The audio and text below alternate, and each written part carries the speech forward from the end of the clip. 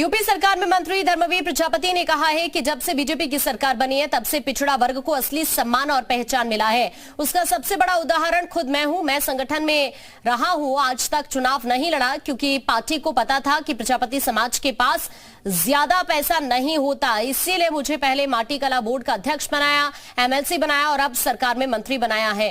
केशव प्रसाद मौर्य के चुनाव हारने पर दरअसल उनको देखिए डिप्टी सीएम बनाया गया है। अब इससे बड़ा उदाहरण क्या हो सकता है?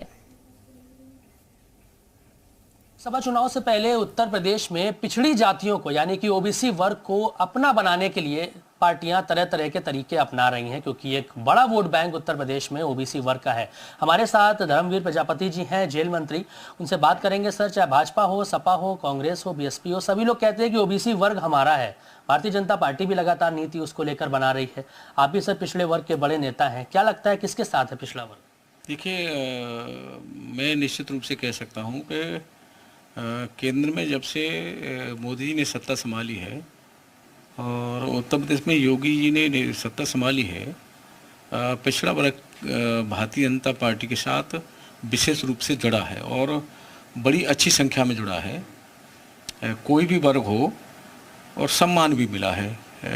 अगर हम बात करें तो जैसा आपने कहा कि मैं पिछड़ी जाति से आता हूं और संगठन में मैंने काम किया है, तो पार्टी ने मुझे चुनाव नहीं लड़ाया। जानते हैं कि प्रजापति समाज के पास पैसा नहीं होता, तो पार्टी ने जब एमएलसी की सीट खाली नहीं थी तो माटी कला का चेयरमैन बना दिया। एमएलसी खाली हुई सीट तो एमएलसी बना दिया। फिर विस्तार हुआ तो राज्य मंत्री पिछली सरकार बना दिया। फिर ये सरकार बनी तो फिर मंत्री बना दिया। और देखिए, एक बहुत बड़ा प्रमाण दे सकता हूँ मैं कि केशव प्रसाद मौर्य जी हमारे चुनाव हारे और चुनाव हारने के बावजूद ही पार्टी ने उनको एमएलसी बनाया और डिप्टी सीएम बनाया, सरकार में 2 नंबर का बनाया।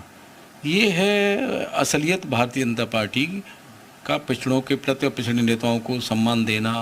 और अगर हम बात करें तो वही समाजवादी पार्टी की जब जब सरकार रही है तो पिछड़ों का और एससी के समाज के लोगों का, अनुसूचित समाज के लोगों का, और देखा है सबने, उत्पीड़न हुआ है तो सबसे ज़्यादा इन समाज का हुआ है। सर, 9 अगस्त से समाजवादी पार्टी साइकिल यात्रा प्रयागराज से शुरू करने जा रही है।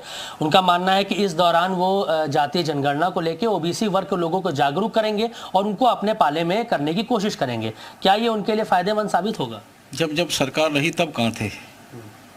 सरकार में रहे हैं ना, माननीय नेताजी रहे सरकार में, मुख्यमंत्री जी और अखिलेश जी भी रहे, तो उस समय ध्यान नहीं आया। अब जब सत्ता से बाहर हैं तो ओबीसी का ध्यान आ रहा है। ये ओबीसी के समाज के लोग भी जानते हैं।